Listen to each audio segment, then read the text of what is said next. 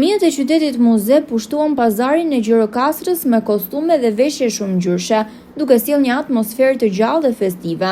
Kjo fundjavë në Gjirokastër u dominua nga gëzimi i karnavaleve, me 3 ditë aktivitete të cilat kulmuan të dielën me ritualin e djegjes së dordolecit.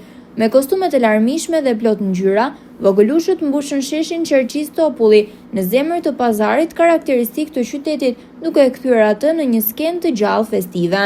Gjatë 3 ditëve të festimeve, nuk munguan aktivitete të shumta si për fëmijë ashtu edhe për të rritur. Fëmijët ishin ata që shijuan më së shumti këtë atmosferë, duke parakaluar në rrugë me kaldrëm dhe duke shpërndar urime dhe buzëqeshje.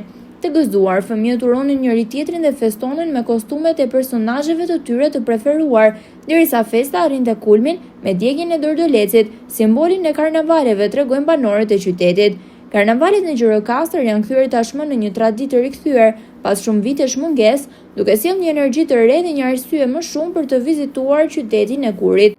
Në mbrëmje, sheshi Qerqis Topulli u pushtua nga vëllezërit Korçar, të cilët festuan mes muzikës dhe atmosferës së gjallë. Pavarësisht se moti nuk ishte në favorin e qytetarëve, me pika shiu që trokisin lehtë mbi kaldrëm, festa vazhdoi me stingujve të ndezur të muzikës dhe gëzimit të pjesëmarrësve. Sheshi i përfunduar ishte u mbush me qytetarë, të cilët festuan deri në natën e së dielës, duke shijuar këtë moment të veçantë në qytetin e Gjirokastrës.